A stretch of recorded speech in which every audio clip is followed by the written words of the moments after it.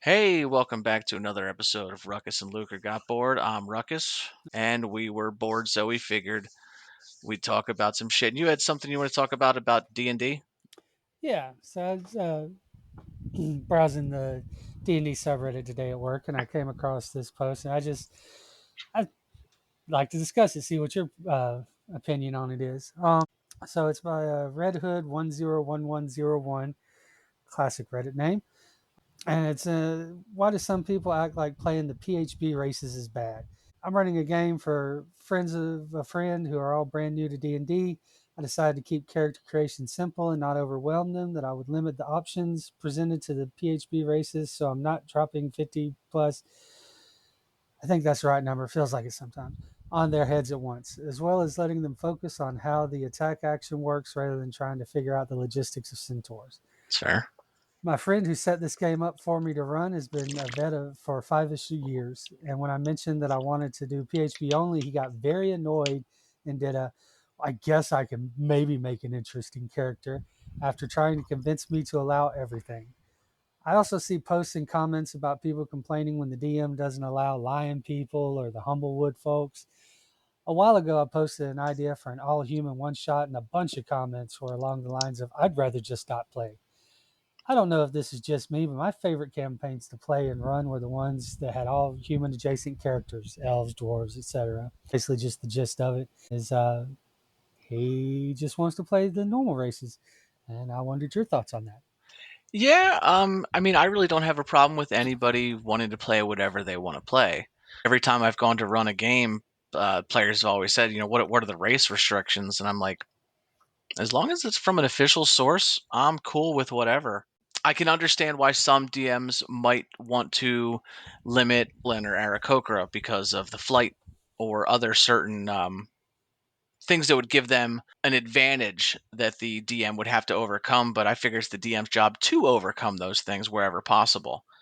So I don't have a problem with all the fantasy races, but also if people want to play, like if you think back to the original D&D and D and like what the race list was that there was playable, and then Hero Quest and games like that, there are, just like the fantasy, when you think this is an adventuring party, you really do think humans, elves, and dwarves. You don't think the more exotic races.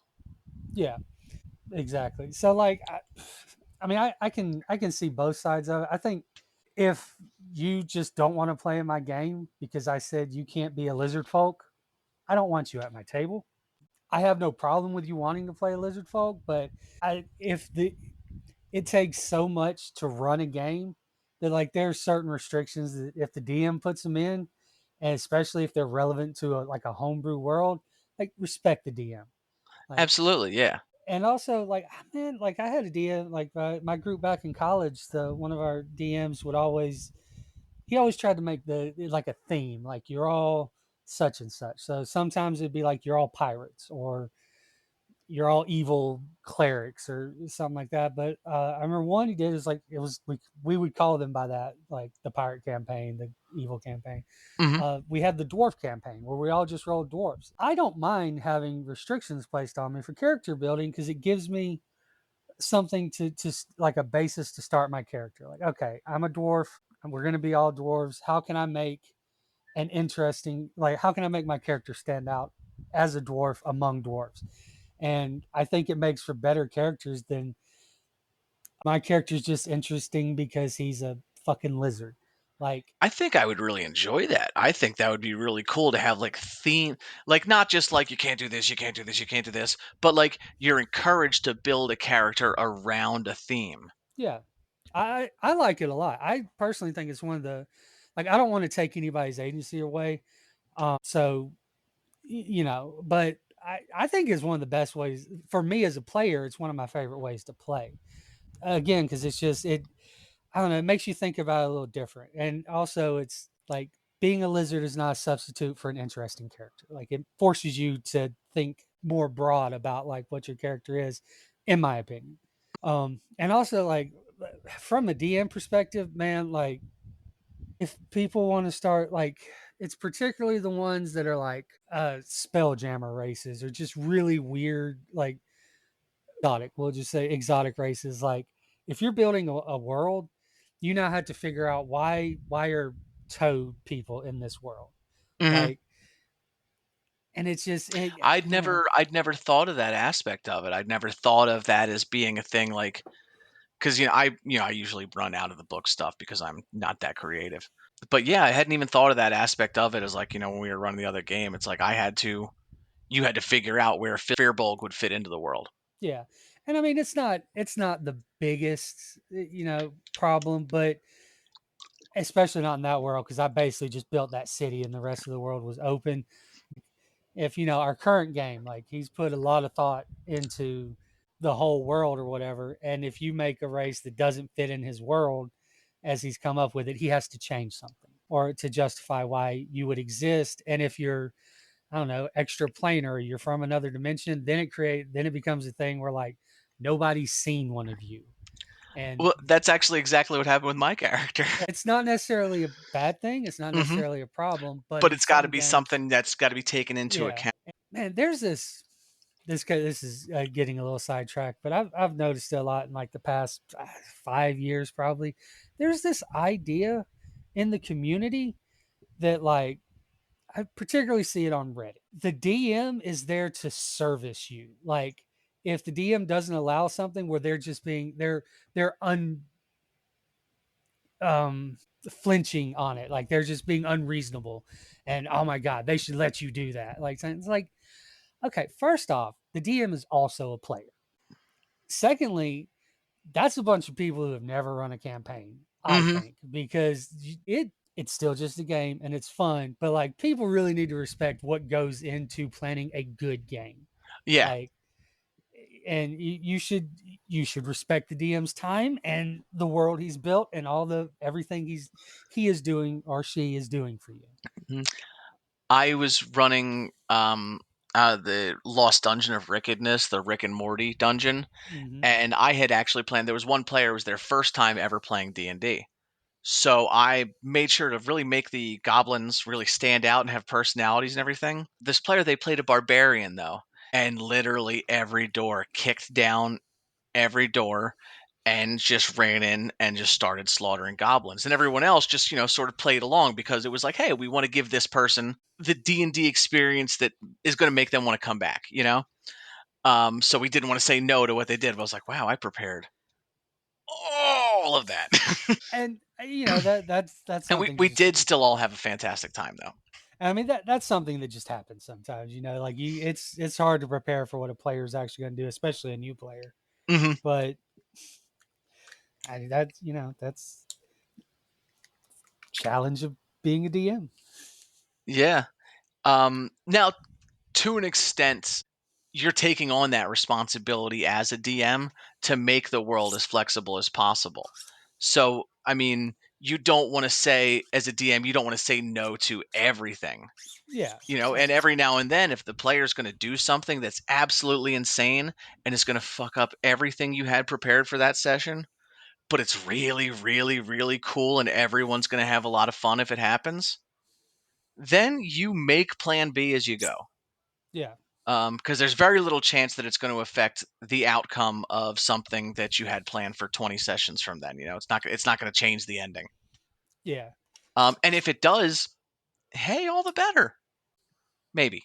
Yeah. I mean, you have to be adaptive in things. Like, Hmm. I And mean, write a book. Write a yeah, book if you don't want other people interfering in your story. yeah. I mean, that was a linchpin in one of the ones we talked about last week was the I dragon wanted. cultist in the mountain Hmm. that like DM basically just railroaded them back to find the dragon.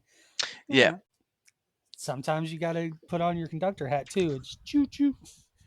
Yeah. Sometimes you do have to push people in the right direction. Like a good example is in Curse of Strahd, the mists of Barovia. Sort of, if things aren't moving, well, the fogs are going to start moving and pushing you down the road. And that's a really clever way for that to happen for Hmm. like a Deus Ex Machina kind of moment. But also, I'm a big fan of just an ominous voice from the heavens tells you what you're doing is a bad idea. I have used paladins and clerics and the like, or even warlocks to have their god patron whatever inspire them to move forward. I gave a character a sentient weapon one time that would just tell them when they were doing something stupid. Love that. All of a sudden, you hear a voice in your head go, "Fucking idiot." Don't do that. Don't do that. That would actually okay, that's actually a fun magic item. It's a sentient magic 8 ball. So, it's divination magic, and you can set it to react, 3 times a day. It will prompt you like, "Hey, maybe you wanna hear what I got to say?" I have And you thoughts. I have thoughts. yeah, and, you can ignore those, but that will be an official way for the DM to be like, "Listen, I know that you really want to do this, but maybe we should discuss whether or not you do this. And if you do it, fine. Hey, it's your choice, it's your game." But that'd be pretty interesting. I might have to, type something like that up. Yeah, and I mean, that's a bit of a. It's definitely metagamey, It's a and magic 8 ball, sorry. yeah, like it's definitely metagamey, and possibly a little bit railroady or whatever. But like, man, it's a game. Like some people, look, I take it more serious than some people do, but some people just take it way too serious. Like Mhm. when I take it serious in that I want to respect everyone else's time and I want them to respect mine. So like I don't want to play in a game that's just wacky all the time. I like a little bit of seriousness to it, but like we ain't doing critical role. Like, this ain't our Mhm. job. Like this I'd play this game for fun. Yeah. Though that would be a cool job to have. I mean, yeah, it would. And look, they treat it very professionally and they treat it like it's their job. Mhm. And that's why it is as good as it is for us to watch it. But I don't necessarily want to play in that game. Oh, for sure, yeah. I mean, it's probably very tedious to play in that game. Also, there's definitely, at least line producing going on. I The same thing with I thought the same thing with the Adventure Zone. I'm like, this is it's because what you have to make a good show. It can't just be exactly as it happens. For those big moments to happen, they might happen organically, but chances are pretty slim. what I bet they do. I mean, and I could be completely wrong on this. Obviously, I'm Oh not yeah, there, I could totally be the asshole here. but I bet there's two things that come into play there. One, I bet they know they have an idea. Like I feel like most of their reactions are pretty genuine because they're voice actors. You know, they're not Oscar thespians. I feel like most of their reactions are pretty general or genuine when big stuff happens, but I think they have an idea of like what way they should go. I don't know if like they sit down and like they get hints or they get just like, hey, if this happens, do this. Tonight we're going to do your thing, stuff like that. And I've done that with people in my games before. Like, hey, Hmm. I want this to happen, so push it this way. I feel like that. Also, again, it's their job. They are all pushing towards making it the best content they can. So whereas, you might have in just, your weekly friend game, somebody might just, yeah, they might just be pissy that night and decide they want to fight about something. Hmm. These folks are being professional about it. So Oh they're yeah, like, for if sure. if Matt lays out something that's obvious, like this is the breadcrumbs, Hmm. they follow the breadcrumbs. Now, also, I want to go back to something you said earlier. You really think that those reactions sound genuine? Because that's actually why I can't watch Critical Role. Is somebody rolls a 20 and just the whole table starts screaming, and I that's it's t- a, not when it's a 20, not like something like that.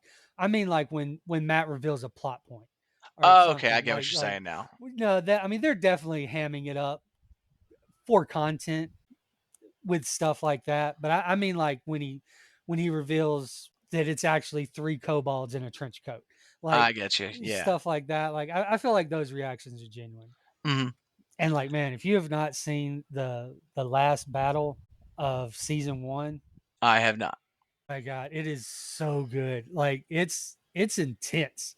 Like and the funny one, Sam starts just bawling and has to leave the table at one point. No Like shit. it's intense and it is awesome. It is so good. All right, maybe I'll try checking it out again.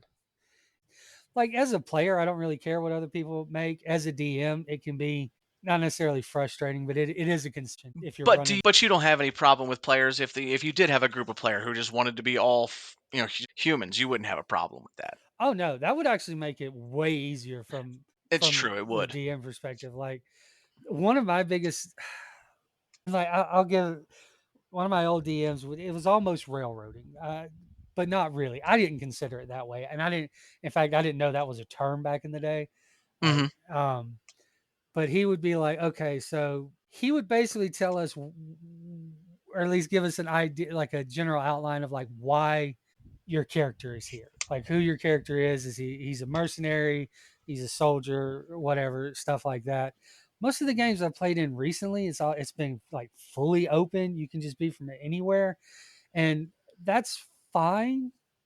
But it's just easier if y'all have a reason to be together. Yeah. And for on both sides of the table. Like as a Hmm. DM, it's easier, and for me at least, as a player, it's easier if I at least have some history with this person. Yeah. You know. I would like to share opinions on this matter, but since I'm currently DMing a game that you're in, that has some curiosities around this issue, I can't further comment. Okay.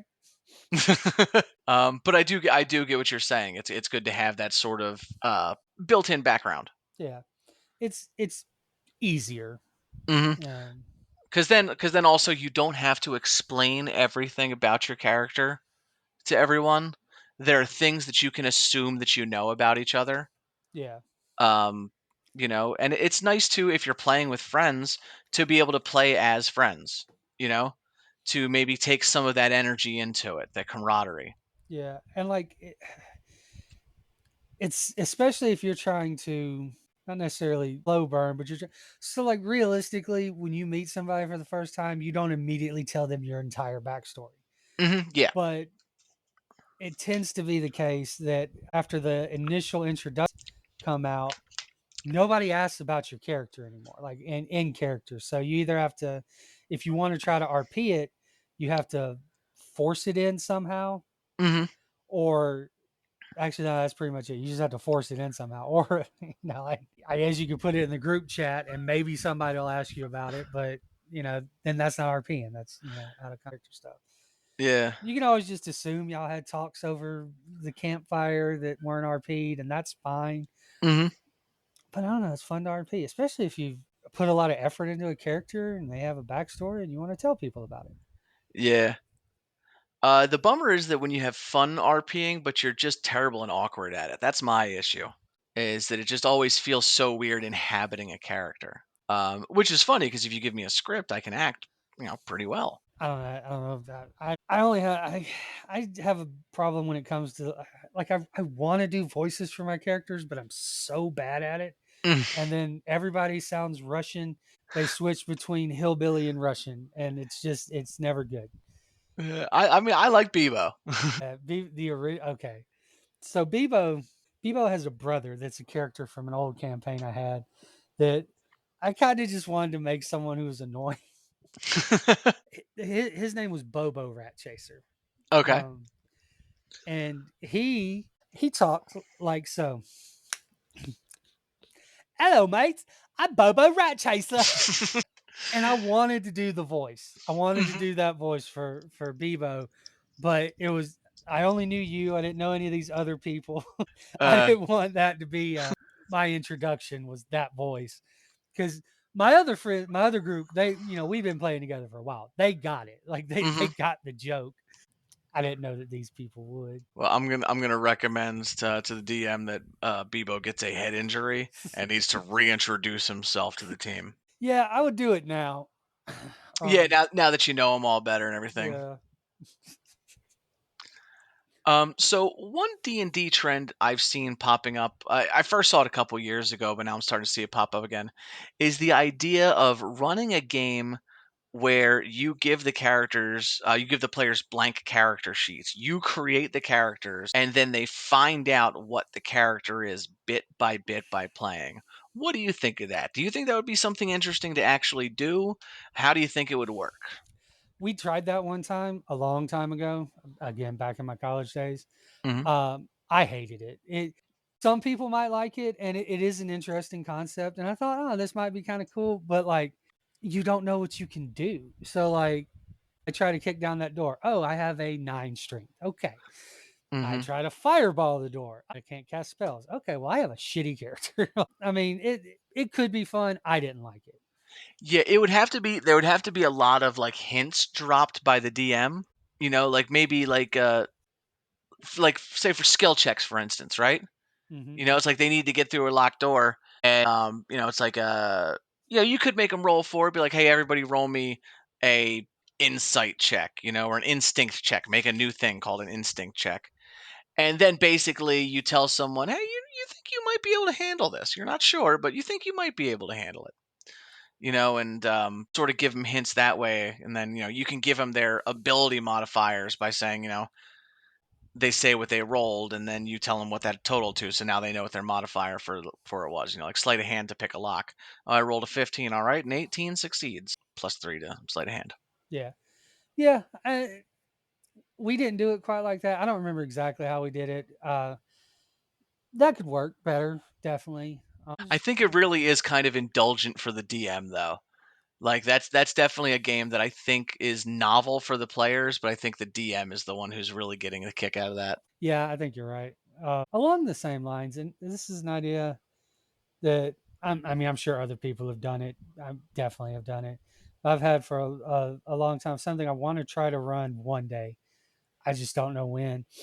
But it's the idea is that it's you're the character, like it's you, but with blown up stats, right? Like who you would be if you were a fantasy hero, right? So like, but I don't. Okay, so nobody has an 18 strength, right? And Yeah, no. stuff like that. So I think like if I when I eventually do it, I think what I want to try to do with it is that like your physical stats, your con, strength, and dex, those are whatever fantastical character that you have are.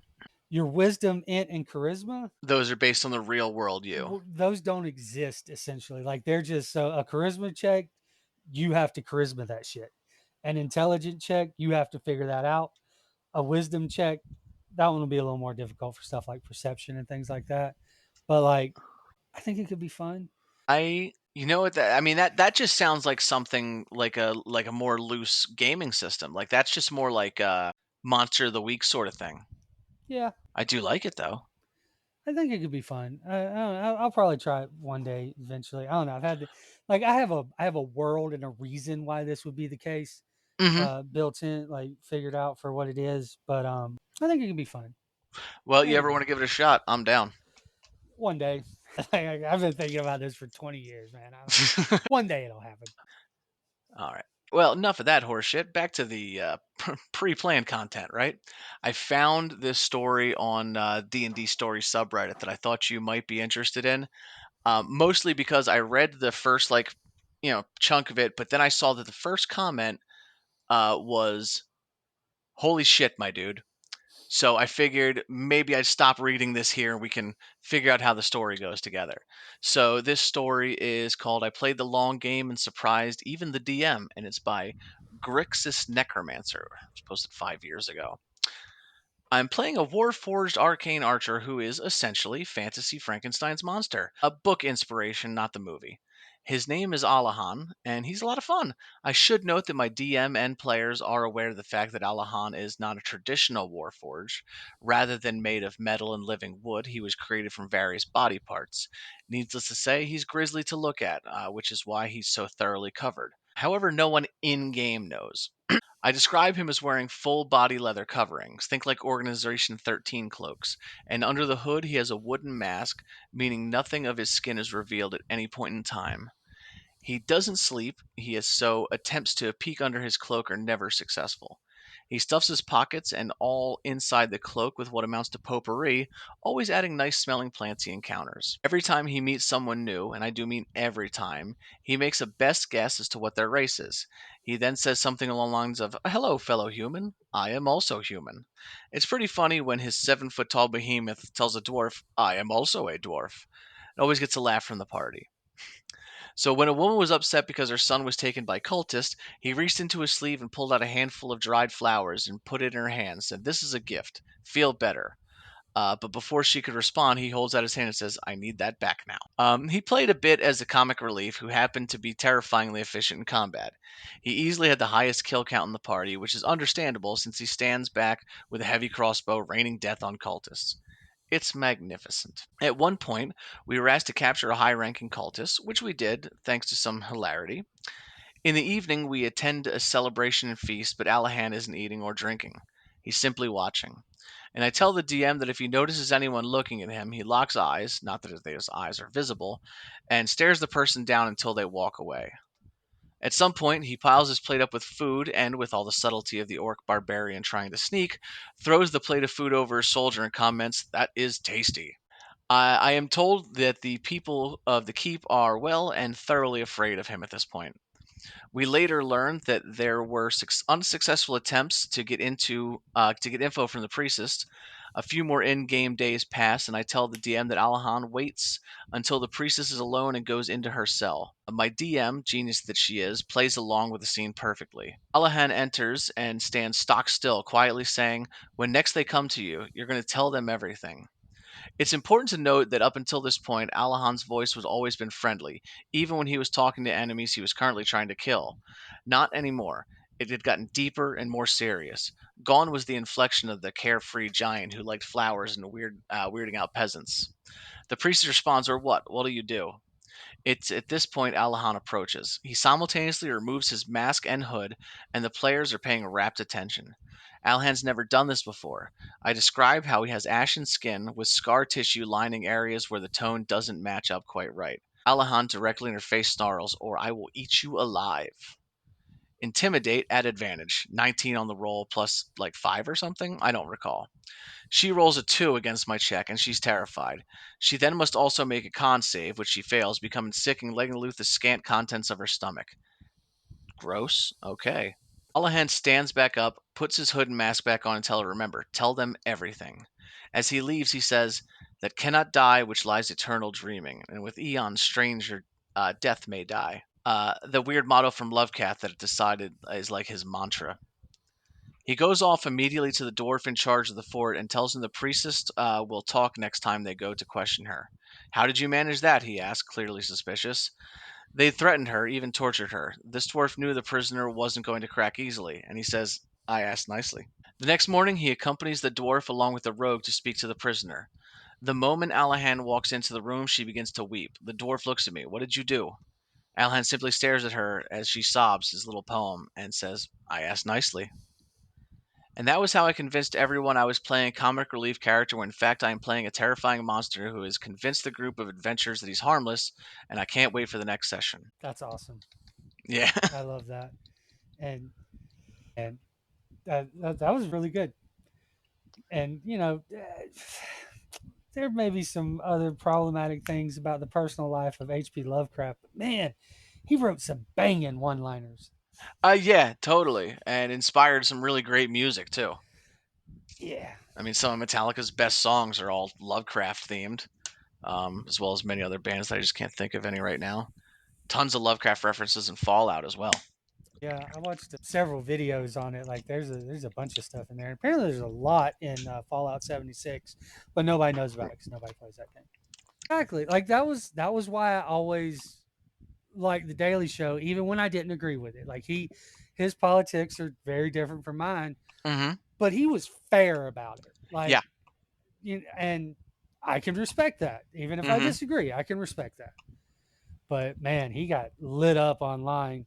'Cause they were like, "You're hurting our cause, man. It's people like you that are going to get Trump reelected." I'm like, I mean, okay, yeah, that probably did help a little bit because nobody from the liberal side is pointing out Biden's flaws like that. Yeah. But I mean, look, man, you can't just pretend as he's perfect. He's not. Well, see, the problem is, well, this is not a political podcast. Oh.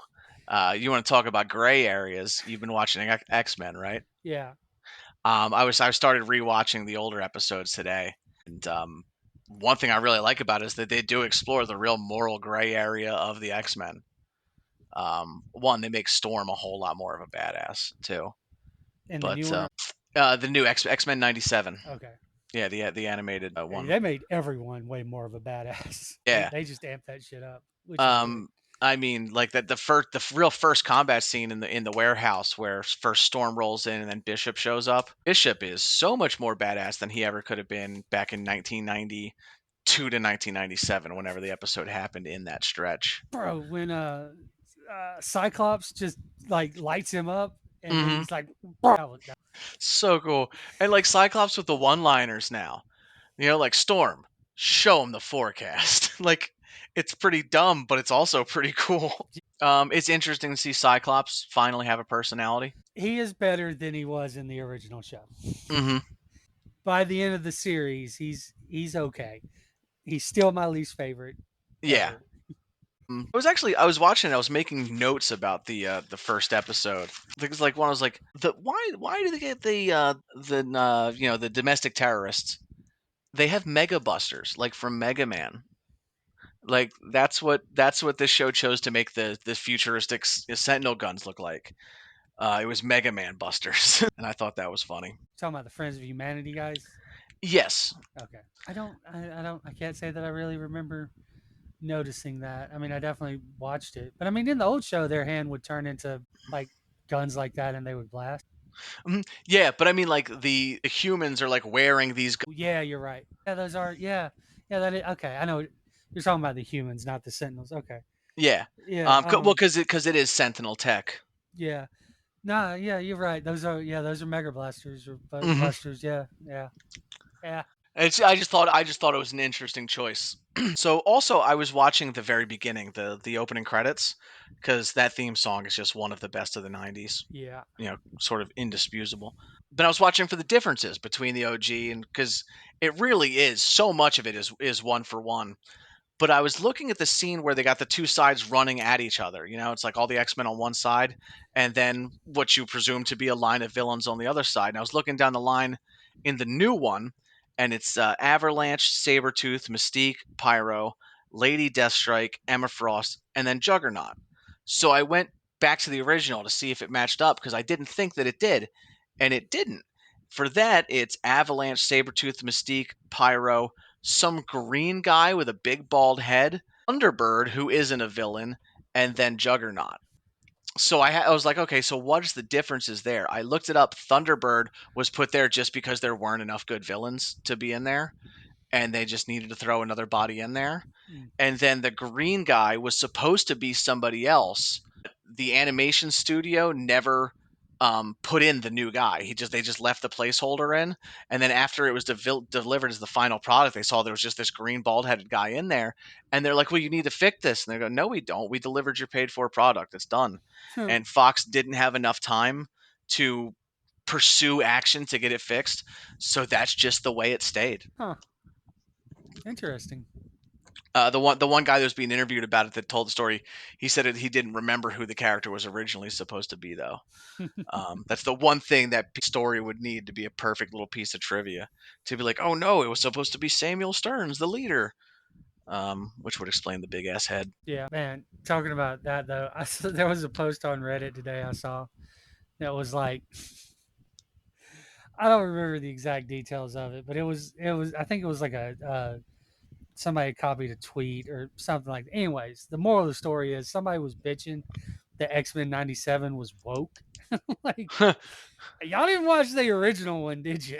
Like, All right, so here's the thing: X Men was literally woke before woke was a yeah, word. that was the reply somebody made. Like, that shit was woke in the 60s. Hmm. Like, it's always been woke. Like, what show were you watching? Yeah, and I mean X 97 does get a little heavy handed with it a couple times. Like the one guy who is the executioner, who is beating up, punching Cyclops in the face a bunch of times. And he's talking about all the reasons that he hates him. I'm like, that's just racism in America. Like that's just a white guy doing a racism. I mean, yeah, I don't know. I haven't gone back and rewatched the entirety of the original one or the '90s one, but I don't think it's any more heavy handed than that one was. Like the whole thing's an allegory. I mean, So not more heavy handed, but not less subtle. The old one, if I remember correctly, which I watched it like when I was in the hospital, I watched most of it. It was not nearly as subtle as the old one was. hmm, I don't Still know. awesome though. I It's all take great. I take your word for it. I don't know. Show's awesome. Fuck anybody who says anything different. I had one more thing that I was going to say about it. Now I can't remember. Like they didn't make Cyclops a gay woman. Like it wasn't that bad. Oh yeah, no, none of that. Kathleen Kennedy didn't get her hands on it. hmm I heard some people complaining that it's like, oh, now Morph is like non-binary and all out there, and it's like that's not really brought like it's not like that's ever something that's like brought to the forefront of the screen or anything. It's just Morph now has a like face like was it Chameleon from DC Yeah, basically had the same face, or was it was a Spider-Man villain who had a face like that, which yeah. It was was the chameleon. it was the It was the Chameleon. chameleon. Yeah. hmm um, Um, that's the only real difference with Morph. yeah. I mean, I don't. It doesn't bother me. Like really, I don't know. I wanted to see the more from the original one. Yeah, I think he put the face on at one point. I don't remember. Maybe I can't remember. Maybe during the nightmare scene sequence that he has. But also using Morph for Cameo Central is just That's pretty funny. there I were a like couple that. that surprised me. Like the Hulk surprised me. Another one. We're getting political and this shit. We're not supposed to, but whatever. Fallout. God, I have seen people both bitch that it is too quote gay and not gay enough. Like people are mad that the main character is a woman and also that she's not a lesbian. And like y'all need struggle in your life. That's what you need. You Yeah. need struggle. You need legitimate strife and things that you have to worry about rather than that. Like Mhm. God. Like that because that show's awesome. And Yeah. Yeah, that's the only thing that show is. It's awesome as hell. speaking of that again, another I spent a lot of time on Reddit today. Somebody was posting that was like Fallout has like 80 million viewers or something. They released a stat like 80 million people watched Fallout, and somebody posted on was like, "Great, we'll never get another serious story in the Fallout universe." I'm like, what Fallout games have you been playing? Like, Yeah. I my favorite thing about it is the and I was actually disappointed because they didn't lean into it too much at first in Fallout, and I thought they weren't going to do it. I love the like satire where it's like they're and they do this in the show like they're cheerfully talking about suicide pills, like Yeah. that type of shit. Like where it's Mhm. just this happy 1950s voice talking about what to do when you get blown up by a nuclear bomb. Like that is my favorite like part of the whole world is that they mix this super dark thing with something that's kind of wacky and silly. Yeah, I mean, all the stuff in the opening scene of the Fallout series, like when it went through her picking her special stats, that was very clever. Character creation with all the stuff she's been involved in with her long storied career in the vault. But just the little absurd stuff that they snuck in there. Like, hey, cousin stuff's fun for 10 Yeah, like yeah. I don't know what that person was talking. Someone in the Wait, wait, com what was that? I don't know what that person was talking about. That said like that it was supposed that they're never going to get another serious story. I was like, what Gotcha. Fallout have you been playing? But somebody in the comments made a good point. Apparently, one of the game directors or something in an interview was like, well, the games are designed in such that no two people have the same playthrough. So whether you think it's super dark and serious or lighthearted and goofy, just depends on how you wanted to play the game. And I'm like, okay, that's fair, except that they all still have the intro. And like in Fallout 4, the butler, like the robot butler Yeah. exists. So hmm it's still a little, it's not super serious. No. I mean, there is like super serious, super dark stuff in there. Oh, yeah, definitely. But But on the whole, no. Fallout's always been. I haven't played much of the first two Fallout games. I really came into the series with Fallout 3. But I mean, like in the first. Fallout wasn't the TARDIS from Doctor Who just Yeah, something you could run into in the desert? yeah. That was one thing, and again, because comment, I never played that one either, but commenters made it. Apparently, at one point, you can find a body that's been squished inside of a Godzilla footprint, and just like shit like that. Like, Nice. I mean, you should have funny shit like that in the games. Like that's the only way the game is not just bleak and depressing. Yeah, I You mean, got to balance it like that. the darkest stuff still needs comic relief because otherwise it's just a bummer. Exactly. I mean, even Hamlet has comic relief. So, God, this is such a tangent. We may not want to include this. We'll see. So, I was thinking about that the other day, and like how Shakespeare is considered like one of the greatest authors ever, and by all metrics, probably yes, he is. Fine. Like Hmm. I'm not going to get into that argument because I just don't care enough. For sure. But like, you think about all this stuff. Like we read it now, it's in Old English, and we're just kind of taught that Old English is proper like high. I don't know if you know the term highfalutin, but it's like highfalutin. I do know Okay, the term highfalutin, but it, also Shakespeare talk is not either High English or Middle English. whatever. It's written in Old English type, not necessarily Old English, but Old English I type, get what you're right? saying. Yeah. And we're just because we see like that's how the queens talk and shit like that. So we just kind of, whenever you hear verbiage like that, you think, oh, it's smart and old. Hmm. It's all like, well, it's not all, but like there's dick and fart jokes all throughout it. Like he was not Stephen King of the 14th century or whenever he wrote all his shit. He was Michael Bay. Like let's be real. He wrote the biggest, most popular mass appeal stuff. Hmm. He was Michael Bay. Yeah. Like just straight up. I mean, why do you think that Romeo and Juliet movie from the '90s with Leonardo DiCaprio and John Leguizamo? Why do you think that worked? Because it Just insane bullshit. yeah. And look, a lot of people shit on that movie.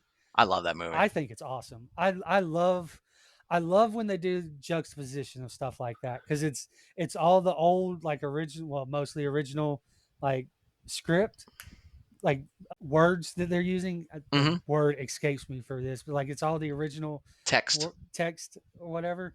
But in a modern day where they have guns and cars and shit, and I love that type Hmm. of juxtaposition. Yeah, I was actually just talking about this movie with my roommate the other day, and he fucking hates when Paul Sorvino's like, "Fetch me my long sword," and gets handed an AK. And I'm like, "No, dude, Yeah, that's it's awesome. beautiful. It's wonderful." Another You movie know, like that's Mercutio's not talking about ecstasy in Rome in the original play, but yeah, it works here. yeah, and like another thing that another movie that's kind of that same thing that people, I didn't realize people hated this movie because I think it's not the best movie ever made, but it's just good and fun, and I just assumed everybody liked it because why wouldn't you? A Knight's Tale. Love that movie. And me too.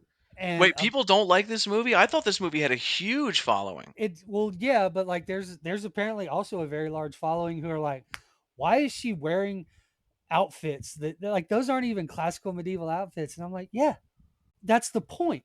Like they did that on purpose. Like you think that was just the costume designers are stupid because everybody else is wearing tunics and clogs, and Hmm. she's wearing a see-through dress. Yeah, they did that on purpose. They Hmm. also sang "We Will Rock You." Like the crowd sang "We Will Rock You" at the beginning. And that song, like when they had to do the fancy dance, Yeah, and all of a sudden now he's making a not so fancy dance, yeah, and then the music changes to like '70s grooves. yeah. And I was like, yeah, they obviously did that on purpose. Like that was the point. It wasn't bad writing. I mean, you look, if you just don't like it, you don't like it, fine. But like they're not stupid. They didn't do that because they don't understand what, Middle Ages it sounded like. Not every anachronism is a bad thing. Exactly. And like that's just a fun movie. Like I don't I have said it's called a Lance Hello a million times if I've said it once. Like That fuck. was also movie was also a lot of people's introductions to Mark A Day and Paul Bettany. who have Yeah, had delightful careers. yeah. Everybody else is like, oh, Paul Bettany was Vision. I'm like, no, Paul Bettany was Geoffrey Chaucer. Okay, and don't you besmirch his name. Yeah, and then we had the other guy, Mark Day, going on to play Robert Baratheon, and also doing some fine sitcom work. I don't remember him in anything other than Game of Thrones. He was in the Full Monty. I don't know if I've seen that. I don't either, but I just saw advertisements for it everywhere because it was so famous that these middle-aged men got naked or something. Man, what happened to the chick that plays the? She's not princess, but the whatever. Like she was in that, and she was in that Josh Hartnett movie. Mm-hmm. Uh, Shannon Sossaman, I know her name. like what I she seemed to have a promising career for a minute, and then I don't think I've seen her. I can't think of anything other than that. And what was it like 40 Days and 40 Nights? Is that the name of it? 41st, no, not 41st Dates. That was the Adam Sandler movie. 40 Days and 40 Nights is that they're shipwrecked on an island or something. I think that's a different movie. Yeah, but Adam Sandler was 41st Dates or 51st Fifty Dates First or something. Dates. Yeah.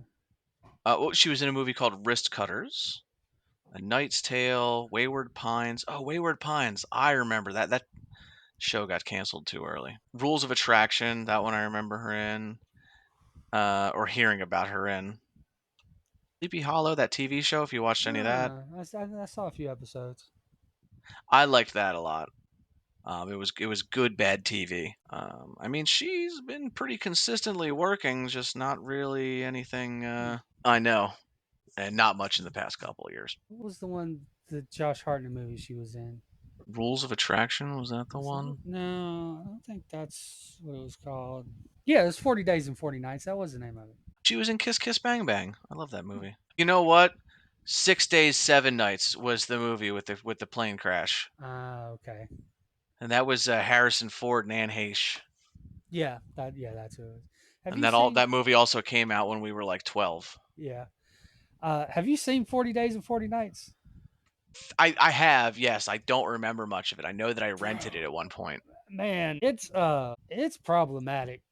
Okay, so like the whole storyline is he's like a womanizer, and or he's a sex addict, and he's talking to one of his friends who's like uh, doing seminary or whatever, trying to go into the priesthood, and they're talking about Catholicism and such. And he decides he's going to give up sex for Lent. That's the 40 Days of 40 Nights thing. Hmm. And he meets her like right as it starts, and they start like there's this weird scene with a feather. It's a whole thing. But he managed to stick it out. Well, all his friends and like his ex girlfriend is included in this. Find out about his no sex for Lent thing, and they start betting on when he's gonna. They start a pool on when he's gonna break it. I'm Well, that's definitely just gonna spoil rude. the ending of this, but it's a 20-year-old movie that wasn't Exactly, yeah. that good to begin with. But he gets to the end of it, and his ex girlfriend, ends up getting like day 39. So like at this point, he's like he's detoxing essentially, like he's fevered, and I think she drugs him and fucking rapes him. Like, but it's 2000s and it's a dude, so it's kind of Yeah, yeah. Ha, he ha. got raped. Hoo-hoo. But like Table's no, been. yeah, like she definitely fucking just rapes him I think I and just killed and this wins whole all the money. segment by saying table is turned. And yeah, like it's fucked up, man. Fucked up. Even back then in that landscape, I was watching that going, I'm not sure this is okay. Yeah. Oh man, I was watching Meatballs, the summer camp movie, 1978, I think, with Bill Murray in there. And there's a scene with him and another camp counselor where she's trying to get some sort of work done, and he is trying to fuck, and it's really sick aggressive. And it's played as charming. It's played as what was his name? Something Topper or whatever, but like, oh, Topper, whatever, you rascal, you. But like, no, he was about to rape that woman. Doesn't he do a similar thing in Ghostbusters? So in Ghostbusters, he's going to. I bring this up anytime somebody wants to talk about Ghostbusters because that's my favorite movie franchise. He goes to pick up Dana for a date, and she is now the gatekeeper. And He gets into the apartment, and he's like, okay, I'm a parapsychologist, I know what to do. He tranquilizes her with Thorazine. But my question is, he was going to go there, He he just was had. going there for a date, and he had Thorazine on him. But why? Why is this a thing? Now, I don't know for 100% true that this story is true, but somebody who is a member of Ghost Corps, like the really official fan club that gets to go to events with the ghost people, he was having lunch with Bill Murray and Ivan Reitman, and he asked that question. Or no, Bill Murray wasn't there. It was just Ivan Reitman. But he asked Ivan Reitman the question: Why did Venkman have Thorazine with him on a date? Alan Reitman basically said Bill wrote that line in because he wanted to know that Peter Venkman is not a good person. Now, see, this is countered because I was trying to think of a way to justify. You know the scene in the beginning where they're doing the test on the guy to see if he has psychokinetic powers, and they keep electrocuting him no matter whether he answers it right or not, and they don't electrocute her even though she keeps getting it wrong. And he explains that he's doing it to test what the impact of negative reinforcement is on psychic powers. Now, watching the movie, we're led to believe that he's just torturing this dude and that he's going to try and bang a student. But I was thinking, what if that actually was the experiment? What if it was shocking him every time, no matter whether he was right or wrong, just to see how often it prompts a correct answer? But then, no, I find out that he's bringing Thorazine on dates. I'm like, nope, he's just a rapist piece of shit. I wanted. Isn't there? Maybe it's not even. Maybe it's not that movie. I'm thinking about. Maybe I'm thinking about fucking Meatballs. But I thought there was a scene in Ghostbusters where he's does basically the same thing. Like somebody, I, the lady, I forget her name. You just said it. Whatever. She's trying to do something else, and he's just like pushing up on that.